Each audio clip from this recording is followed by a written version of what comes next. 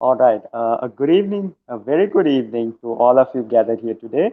My name is Fulel Taha, and I will be your moderator for this evening. Welcome to yet another episode of the Flip Side session. Where we discuss the important lessons we learned from the books we have read recently. And we are joined by two amazing individuals from the Pick a Book Home Tree Club and the Pick a Book Caramel Pumpkin Club. So, before I introduce those two lovely gentlemen, let me tell you a little bit about Pick a Book.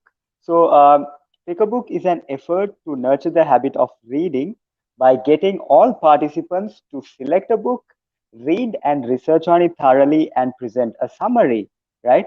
So, this not only helps impart a wealth of knowledge, but also helps to hone his or her public speaking, communication, and presentation skills, right? So I've asked this question a million times, I guess. I asked from almost everyone, how long does it take for you to forget a book?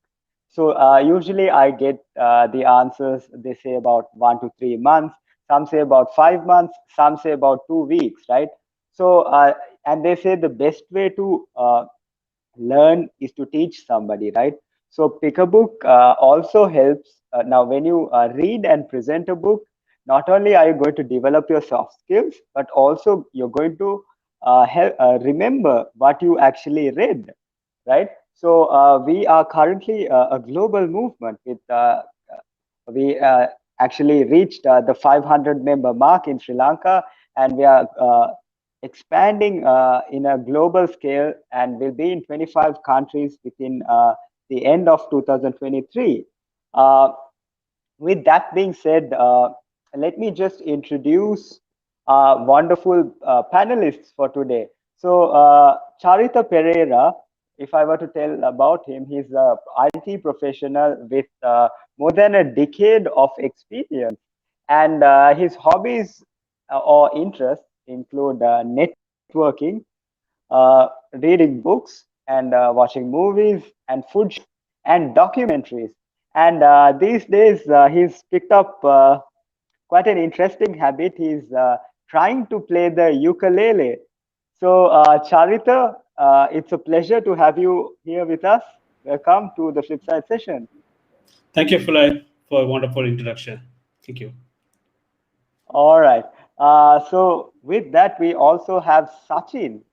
Now, Sachin is actually an IT professional with so he was actually working in HR, and now he's an IT as a in IT as a pre-sales engineer, and he's practicing the book that is being talked about today, right? So his hobbies are reading, writing, swimming, and running. Hopefully, not from life's problems, but to maintain physical fitness, I guess. So Sachin is we have Sachin with us. Sachin, welcome to the Flipside session. Hi. It's a pleasure to be here. All right, and I'm guys, I'm going to tell you this right off the bat. I'm super excited to discuss the books today. So the first book being from Charita is The Power of Subconscious Mind by Dr. Joseph Murphy, and we have uh, Range, talked by Sachin, by David Epstein. Now, these are very interesting books for different reasons. Now, the first book, like I told you, This Power of Subconscious Mind, I am actually a firm believer in that concept.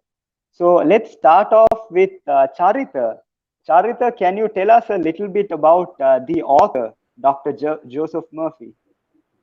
Sure, Fulai. He's kind of very interesting character because, he was in Irish, so he was born in Ireland as a Irish Catholic and in a strict religious background, and he was a Jesuit too. So then he moved to U.S. as a chemist or the pharmacist, and there he became a divine science minister, and he held that position for more than decades. So then he has some background. He has studied Hinduism, and finally he earned his PhD in psychology from University of Southern California. So he's a kind of very interesting person, and because like he has kind of the balance between religion and psychology. All right, awesome. So Dr. Joseph Murphy is talked about a lot, especially for his book with Subconscious Mind. So yeah, I'm really excited to talk about this book, Charita. So let's talk about the other book, Range by David Epstein. So Sachin, can you tell us a little bit about David Epstein? Sure. And it's first of all, thank you very much for calling me up for this discussion. It's a pleasure to be here, and to talk about the author himself. He actually got very famous with this book. It is a New York Times bestseller, and he has actually two books which were New York Times bestsellers. One is The Sports Gene, which is the initial book he did, and then after that, Rage, which got really famous. And this particular book that we'll be talking today is highly recommended by the elite in the world. For example, like Bill Gates featured this book, as well as Barack Obama, and also Malcolm Gladwell, who is one of the best authors I have ever known, has already vouched for him on this book. So it's a pretty interesting book. Let's see how it goes. All right. So what I noticed was these two books are actually bestsellers, right? And Charita, if I were to talk about now the power of your subconscious mind, can you I have actually gone through the contents of the book, but I have not actually read the book. So for the audience today, can you tell us what this book is about, what the contents are, what the nature of this book is? Yeah, sure, Floyd. So this is kind of a that Joseph Murphy's. He has written a set of books like The Miracles of Your Mind and How to Attract Money and Believe Yourself.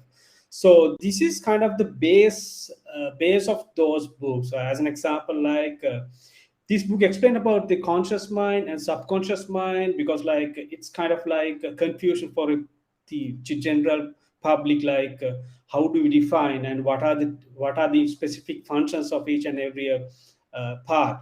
And it's explain about how can we use and how can we use the best out of the subconscious mind.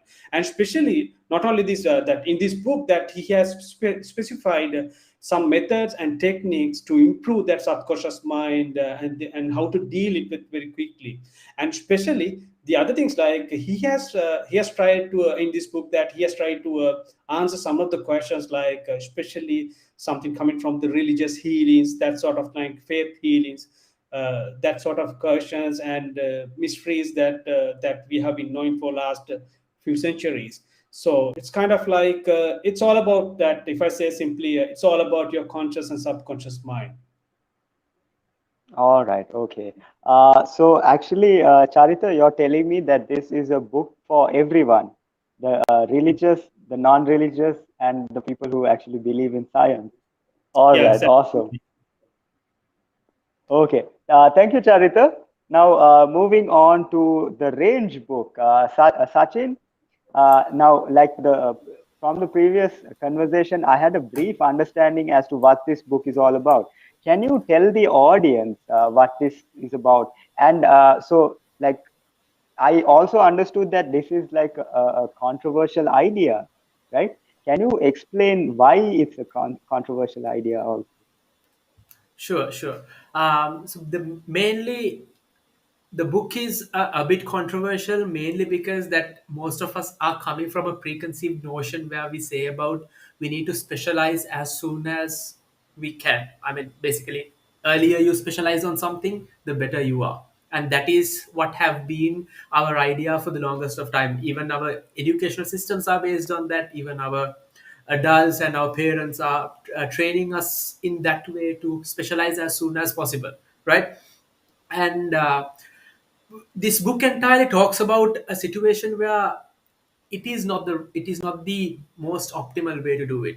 I mean, there could be cases where there are successful people who got early starts, who got head starts, like for example, um, few people like Tiger Woods and maybe the Polga sisters who actually got a head start. And even in the Malcolm Gladwell's Outliers book, they talk about those people who actually managed to become best in their categories or best in their field because they get a head start. And based on that theory, most of us are practicing to identify one particular area and then specialize on it and expect us to be happy and also be successful with it.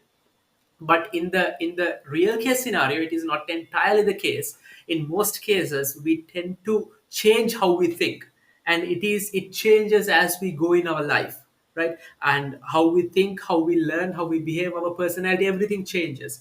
And why not our career? Why not what we do? It also will have different changes. And the fact that we can accept it and we can change ourselves accordingly to identify the perfect fit is is something that this book is talking about. Because sometimes you might get right on the first time, but the chances of that being correct is really low. It's like sometimes you might find your life partner on the first person you are dating, but in most cases you might have to date a few couple of people to identify the right person, right? And if we are giving a general understanding on date the first person and marry the first person and live despite if it is match, if that person is the perfect match or not, is kind of silly. We might laugh at it. In the same way, if you force people to identify a specific life choice and then stick by it whether you like it or not, is also doesn't make any sense. And up as we go forward, we'll be discussing a couple of examples and as well as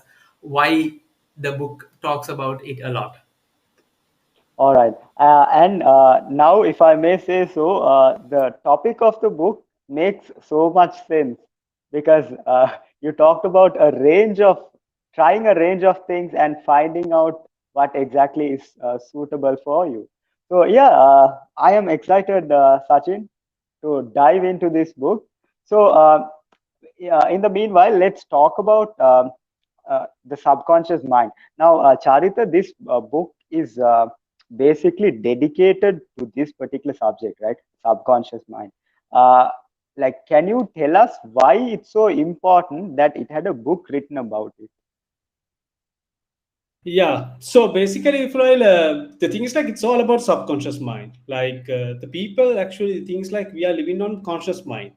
We do the reasoning and we do daily work and we get angry. We are getting so worried and so it's all about the conscious mind. We do everything consciously, but we never think about or we never care about subconscious mind. So it talks about what is this subconscious mind as an example, like let me pull out some of the examples. As an example, if you are the gardener, so you plant seeds. As an example, it's like a bed of soil. So the subconscious mind is what it takes. It doesn't argue. It doesn't know about whether it's a good thing or bad thing that he's asked to do or he or she. So the basically it's like the captain or the navigator. So what he does, like he directs. Okay, we have to pull ahead or we have to stop. So it just gives the pass a message to the engine room. But in the engine room, they don't know anything about the direction or they don't know anything about even the speed of the ship. They don't know anything about it. What they do is like we just get the command and just run it. But if the captain that he's giving the wrong directions, so then they'll have the shipwreck. So it's like the here. So if you can plant, you can feed good or bad things for your subconscious mind, but your subconscious mind just follow it. And the thing is like it is so powerful. It operates for 24 hours. And the other thing is like it has the control over your all your body for the cellular level. So that's the thing. But the bad thing is like it doesn't have the decision power. So that's the way of this subconscious mind. And I think that's a basic view of it. But the basically we should be thinking about this is a separate mind and this conscious mind is something and subconscious mind another thing, but this is the same mind, but it has two different characteristics and functions. So that's the thing. So it's a one mind but two different roles. All right. So it doesn't know the difference between good and or bad. It just does what you feed into it, if I'm not Yes, mistaken. absolutely right. Yeah. All right. Okay. Yes, Charita, I have actually been researching this topic. because I recently had a chat with our founder, Mr. Raghulan, about how positive having a positive mindset actually impacts your daily life. So I guess the even the book positive positive energy and positive mindset impact your life. So Leah, let's dive into the book. So I also have a question for Sachinta, which I've been wanting to ask, right? So this is like a very controversial topic, like I said, and so Malcolm Gladwell actually talks about pretty much the opposite of what is being discussed in this book, right? So he talks about that 10,000 hour rule where you need to get an early start and be the greatest, right? So can you tell us a little, like I am finding it difficult to understand why he actually endorsed this book if it goes against his theory. Sure, I think that's how the more educated and the longer range people would behave. Like Malcolm Gladwell, he is one of the greatest authors that I've ever read, and he does his research. He is one of the best in when it comes to facts, getting the facts correct in their books. And Malcolm Gladwell's Outliers is the book that you're referring to, I guess. And in that Outliers, book yes. he talks about, of course, he talks about this 10,000 hour rule, where you need to put in 10,000 hours in order to become the best in that particular field. And putting in 10,000 hours means you need to get a head start as early as possible. And that has become a massive sensation throughout the Western world, where the parents push their students to pick up an instrument and play it, or pick up a sport and just stick with it. And it has been like going like wildfire, because he is one of the best people to send a message across. And yes, it is true when it comes to the examples that he has taken to talk about the book, like the Tiger Woods story, like the Polga sisters story. Tiger Woods, we already know, is one of the, or rather the greatest golfer ever lived. And uh, and also Polga sisters are a set of sisters who, two of them managed to become grandmasters, and the first grand female grandmasters the world has ever seen. And in both of these stories they have had an early start, no argument about that. But the problem is, in both of these cases, the sports or the genres that they have been the best at are kind learning environments. They have practiced in kind learning environments. What is that? So a kind learning environment is a situation where you repeat the same thing every day. You do it today, you do it tomorrow a little bit better, and you get the feedback on whatever you do immediately. And everything today feels like everything tomorrow, the same thing tomorrow. And you get in such an instance, what happens is, the ability for you to repeat the same thing, do it for again and again, and become actually better is very high. On contrary, on the other side, or rather on the flip side, most of the people in the world are not practicing their life in a kind learning environment. None of the days we spend are the same as the next day. It is entirely different.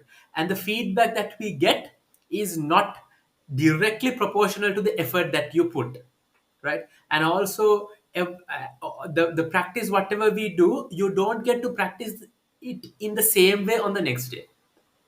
So the examples that he has taken are not the ideal examples that anyone would take to describe the world and the majority of the people. And on that notion, this book has been written to talk about an instance where the almost all the successful people, the larger majority, about 90%, or let's say even 95% of the larger majority of the people who are extremely successful in whatever they do, had no clue when they started their life. And they actually did a research on this book. They talk about a dark horse research, and this talks about, they have identified highly successful people around the world, and they did a research on how they have performed throughout and what their lifestyle is. And when you talk about all of those, their lifestyles have begun in a situation where they had no clue of what they are doing with their life. And when you talk to them, they everybody starts their story in a way that saying, okay, my life story might not be the ideal story to tell because I had no clue when I started. But when they went ahead and asked that question, same question from everybody, they all started and they all thought about themselves as the black horse, which is the person who is outside the norm, right? And that is something that is not entirely conceivable in the book Outliers. But what has happened is, after reading the book, after reading the Range, Malcolm Gladwell has actually admitted that he might have got this thing wrong, and it might not be the correct way to look at this problem. And just to tell a little bit about the black horse research once again, uh, this is how they have thought about their lives when they were in, let's say, in their 20s, in their early 30s. They never had 20, 30-year goals. They never had a career path saying, okay, this is I will be, and this is I am right now, and this is how I will look like after 20 years. That is not actually how they have functioned. Instead, what their statements would sound like this: here is who I am at this particular moment. Here are my motivations. Here is what I found I like and what I'm good at, and based on that, these are my opportunities for now. And they have always developed themselves in a range, and making sure that they know a lot of different things that enable them to connect those dots. And even when you talk about the Nobel Prize winners, the research done on Nobel Prize winners, it has taken that you are 60% more likely to, or rather 27 times more likely to become a Nobel Prize winner if you had a hobby that is outside your main focus area, right? So you are 27 times more likely to win if you had a hobby outside, which is not entirely related to what you are studying at all. So those are some promising figures. And even they had done a research on students in the Scotland and students in the UK, where UK they force them to pick up a major when they are very young, around 15 years of age. And on the other hand, in Scotland, they ask them to, or Scotland and in other parts of the Europe, they let you pick up a master, or a major, even at the last year of your university. So it's like a 10-year gap. And what they have identified is, of course, the British students will have a head start in terms of money, in terms of salary, and in terms of their career as they start the career. But the other students who had a later start, who had the ability to have a sampling period where they go ahead and sample different careers to identify the perfect match, had a slower start. But after about 10 years into their career, they were highly successful compared to the British students, and they were much, much more happier with their career because they had the opportunity to test out and identify what they are really good at. So that is why I believe Malcolm Gladwell highly endorsed this book and actually accept that he might have gotten wrong in this particular place. Okay, so would you say it appeals to a wider range of audience, this book? I believe so. This book talks to the majority, and where Malcolm Gladwell got wrong is he got the examples right, but it does not reflect the larger majority of the people in the world. I mean, yeah, very rarely do you come across someone who actually knows what they're going to be in 10 years. It's just very rare. So maybe like 1 or 2% of the entire population on Earth. So yeah, that's a very interesting concept, Sachin. Yeah. So moving on to Charita's book. So basically, Charita, this book is very rich in content, right? From what I've right. And what would you say are the most interesting chapters in this book? Yeah, so this book has 20 chapters, and it's not a quite big book. Like it's around 250 pages. So What I feel is like the most interesting part is like the chapter 6, like practicing techniques in mental healing. So basically this is something that I think because like day to day and daily life, that how to overcome the things, that the problems, and how to get the best out of our subconscious mind. As an example, that here he talks about like 9 different techniques and methods, but I'm just pull out one or two techniques that which will help to the younger generation, or maybe the general public. So as an example, like here he says like that when you deal with subconscious mind, it's kind of like, that it's kind of like not any complaining or not very reactive mode. It's kind of really dump shell. So you just pass the message, but the thing is like you have to make sure that you have to pass the message in a way that it which is understood by the subconscious mind. So he said that before using any of the techniques, that you have to have some set of rules or the conditions. As an example, like the techniques, first things like you have to have a very clear mind. As an example, that you are not in a very calm mood, then you can't actually pass the message. Even you can't pass the message to another human. So this is something like you have to be very calm and very harmony and joyous mode. And the next thing is like you have to trust yourself, because like you're going to trust. If you don't trust yourself, then your subconscious mind will not take that message. He's that it's not going to execute that message. So you have to be sure about it. Like that means like you have to sure about your command, your message, and what you want to do. And the next thing is like we call it the passing over technique to impregnate the idea in your subconscious mind. As an example, a child, uh, or if he or she has a sore throat, that means like he's praying like this will pass away, something like it. Or else that that in the Three Idiots, all is well, all is well. So it's kind of like when you chant or when you pray that like that, then it will automatically get imprinted or imprinted with your subconscious mind. Those are the preconditions that you have to have before you're dealing with the subconscious mind. So let's go to the another one or two techniques that we can use in our daily life. First one is like the visualization technique. This is very common. This is very common. Sometimes we often do it. As an example, you're going to have a public speaking, and you're going to have a seminar or maybe an interview or discussion.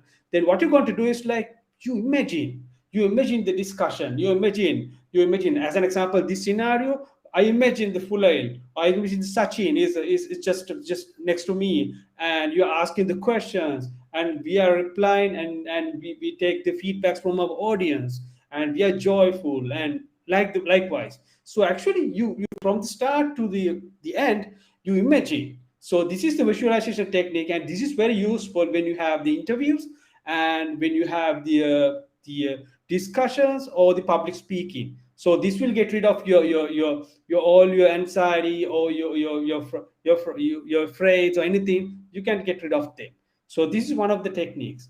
And the next things like the sleeping technique.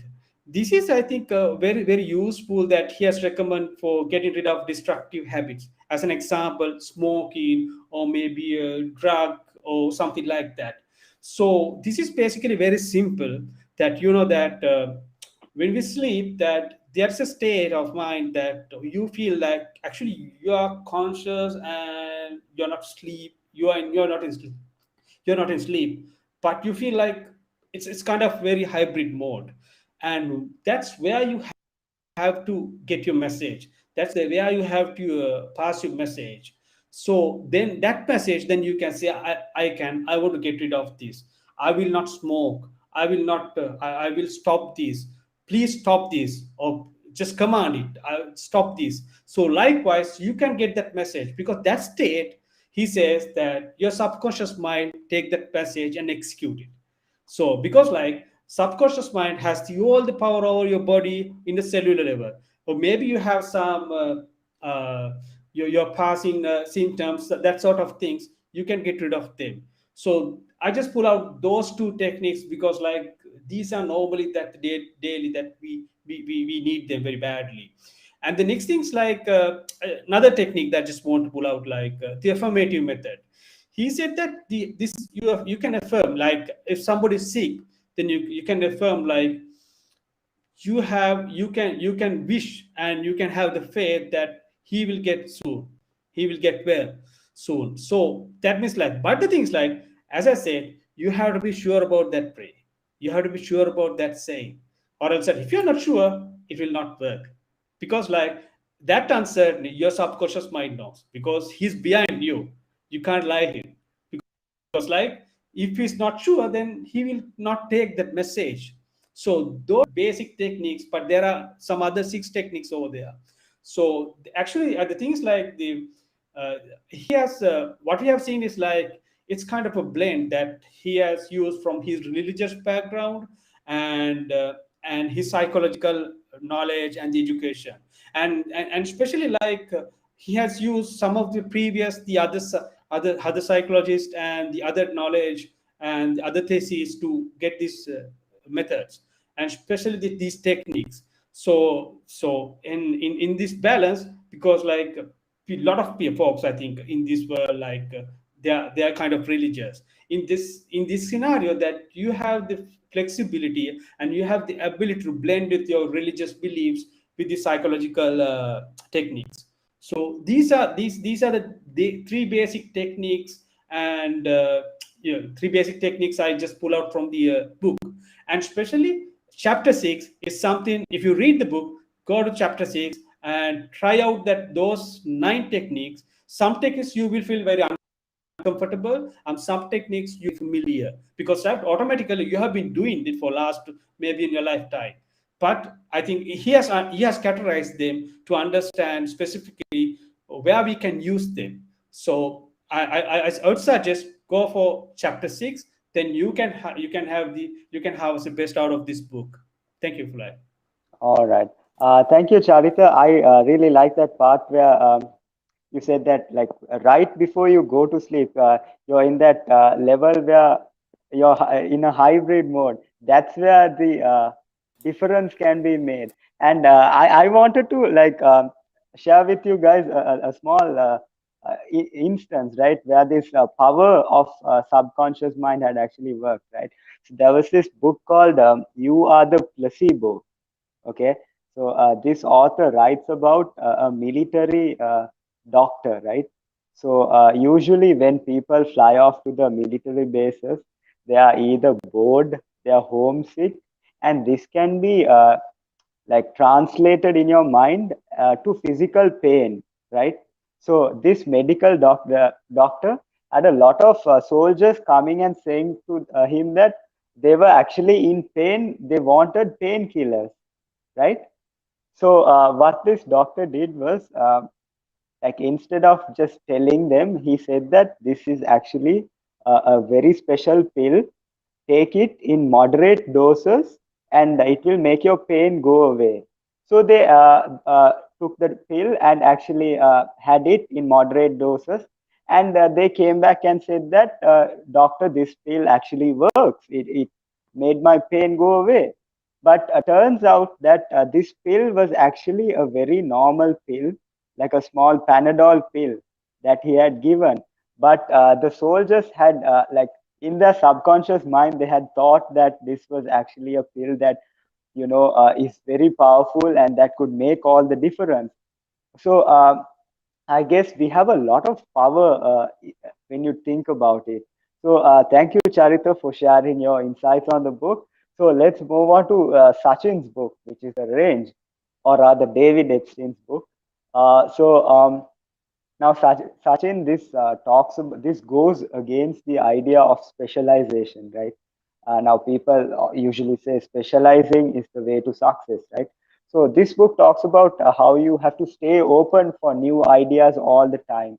So should you specialize, or should you, like, keep your mind open to trying out different things? Yeah. First of all, let me give you a quote from Phil Knight, who is the founder and the owner of Nike. He says, "I feel sorry for people who know exactly what they want to do by the time they are in the high school, right? So this entire book is not about, it's not a book that propagate that talks about a situation where you definitely should not specialize. Like there should be people who are specialized, and also there should be people who are looking at it in a higher range. And in the book also, he talks about a person called called Freeman Dyson. He is a theoretical physicist. He's one of the best in the field. And I'm going to read this out. It's a quote. He talks about, for a healthy ecosystem we need both birds and frogs. Frogs are down in the mud, seeing all the granular detail. He's talking about the specialists here. And then we need the birds who soared up above, not seeing those details, but integrating the knowledge from the frogs. And we need both people in the world, but the problem is we all force everyone else to become frogs, right?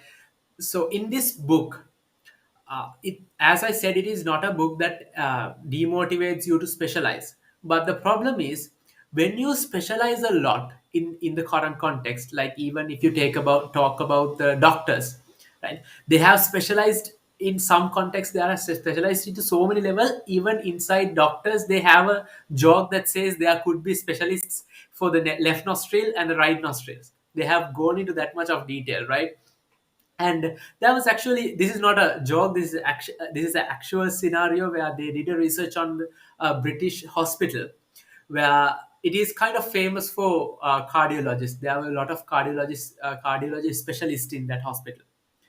And the research goes as, if you get a heart attack and get admitted to that hospital in a day where there is a cardiology conference, the chances of you living is higher.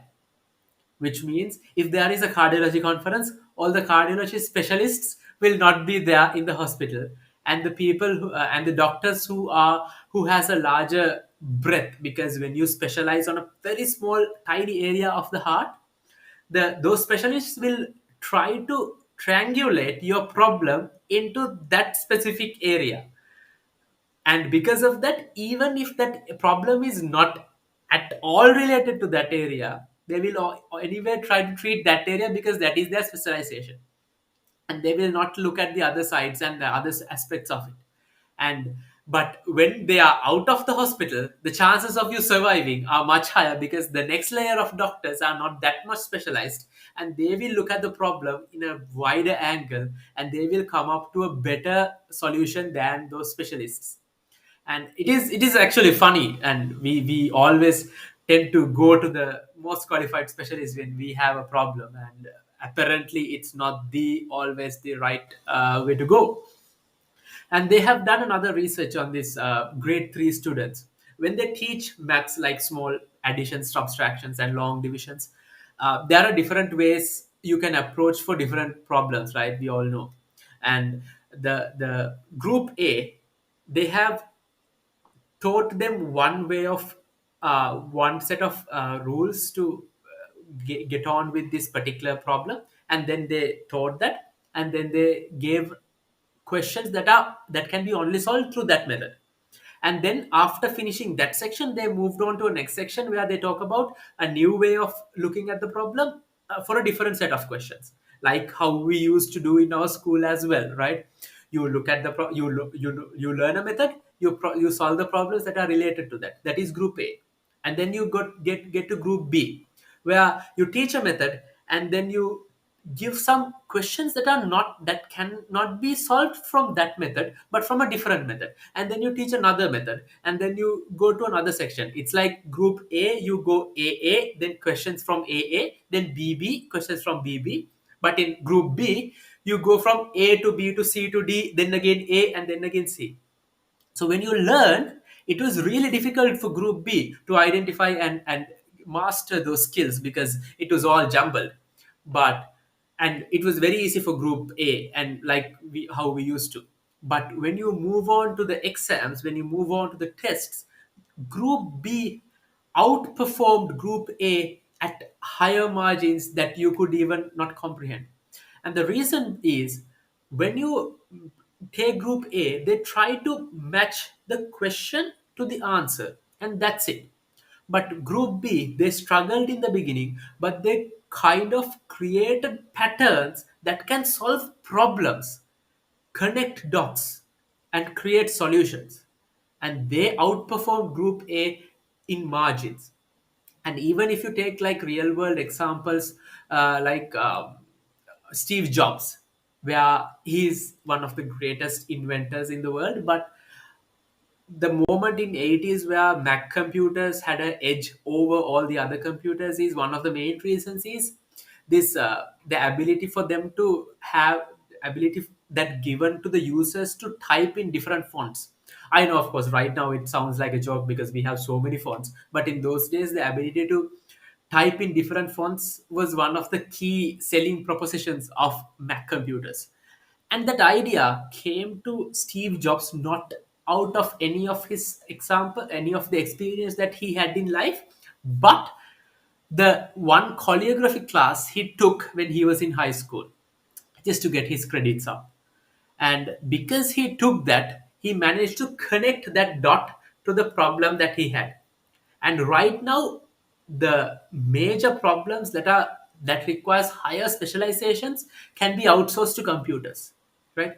But the problem is the computers are highly advanced. They have artificial intelligence, we have machine learning, which kind of like the same, but what it still cannot do is connect those dots, identify different genres, and connect those dots and come up with a bigger solution that computers can't do. And that's why we are here right now.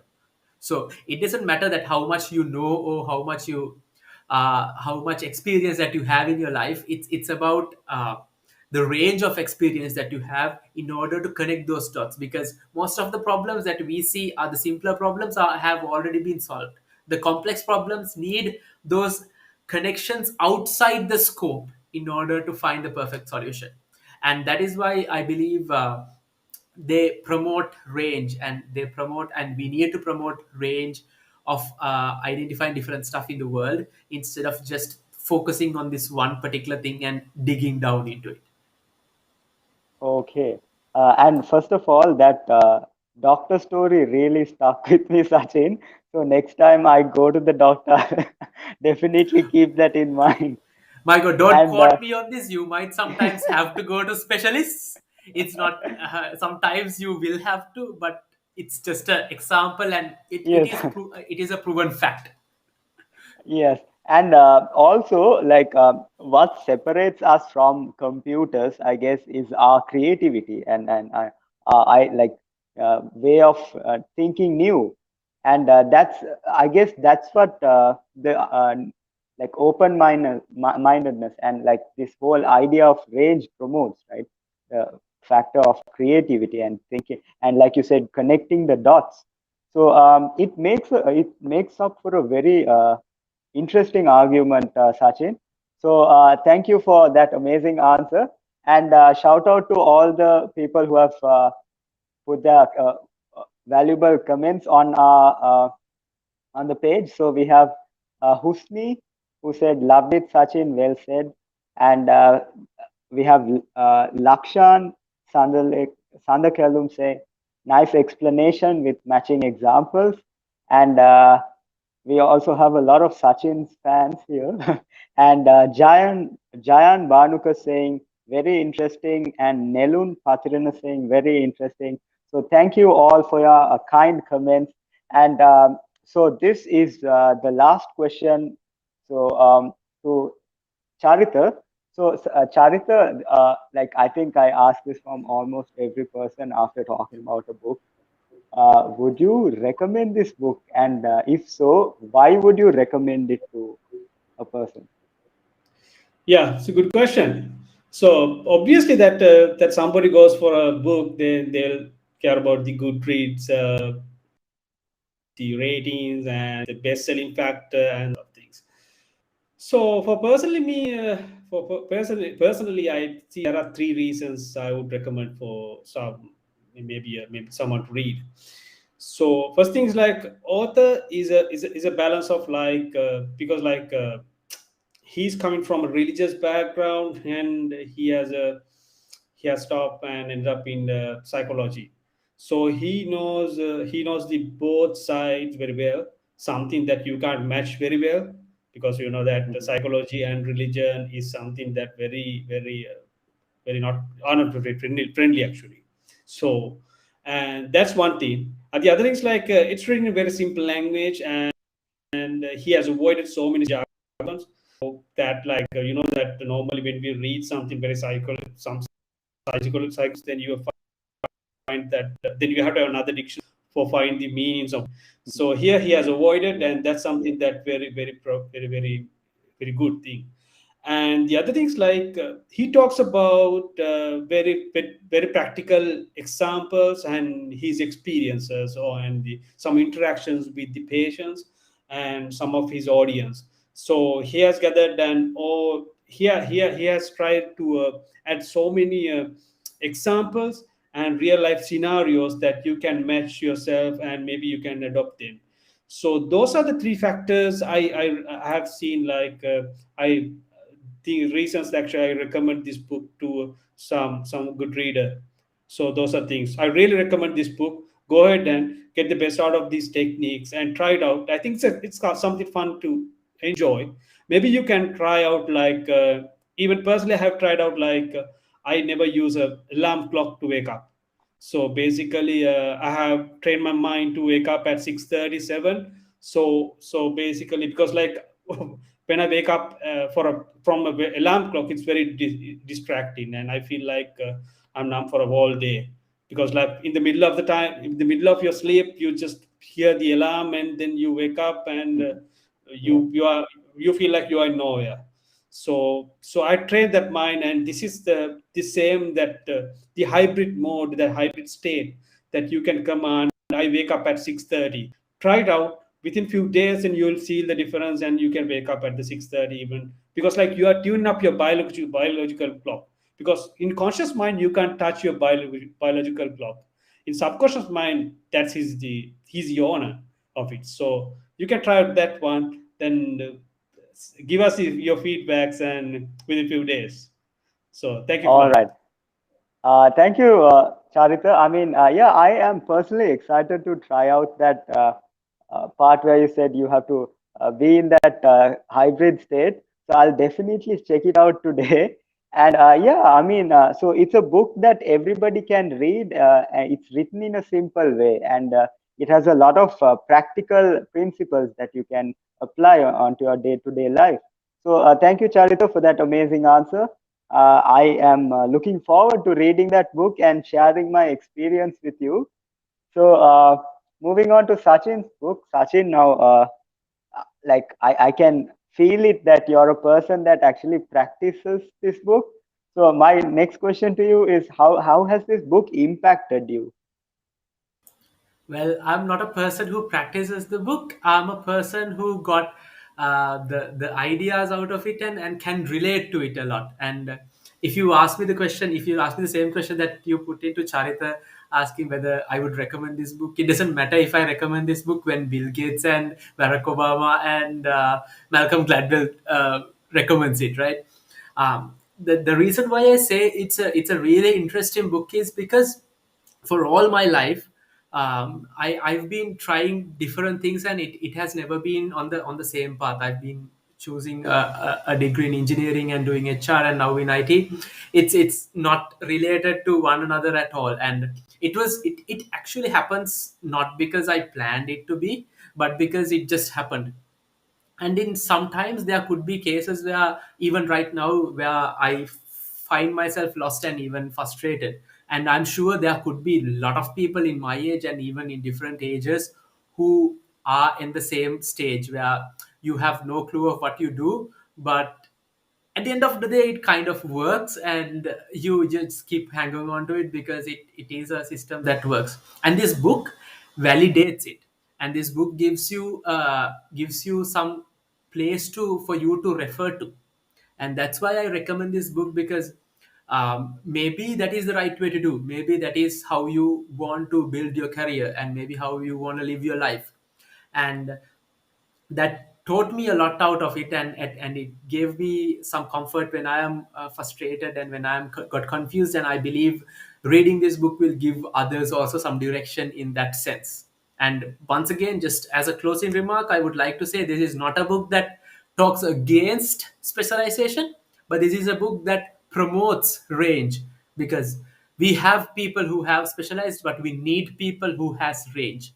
So if you are someone who has not figured it out yet, and I mean, if you go to Facebook, you can see people sharing posts saying that I'm this much years old, I have not figured out anything, and it's so cool.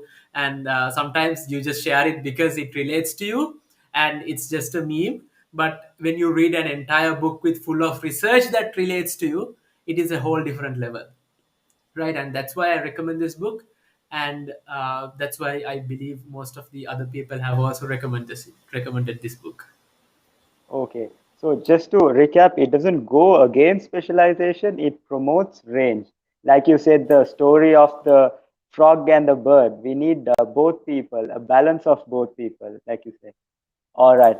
Exactly. So, yeah. Again, thank you so much for our lovely audience. We have a lot of comments. Uh, saying that it was a great and interesting conversation. So I'd like to take this chance to thank both of our panelists, wonderful panelists, and to thank you for the selection of books actually. So it makes up for a great conversation. So thank you, Charita, for choosing an amazing book, and Sachin for choosing a very controversial and a very interesting book. So with that being said, to tell you a little bit about Pick a Book, we are a global organization that promotes the habit of reading by getting people to read a book, research on it thoroughly, and present a summary. This not only helps to hone his or her public speaking, communication, and presentation skills, but also helps to impart a wealth of knowledge. With that being said, thank you so much for tuning into this session of Flipside. We'll hope to see you soon in the future with very interesting books like this. So, thank you so much and have a great evening.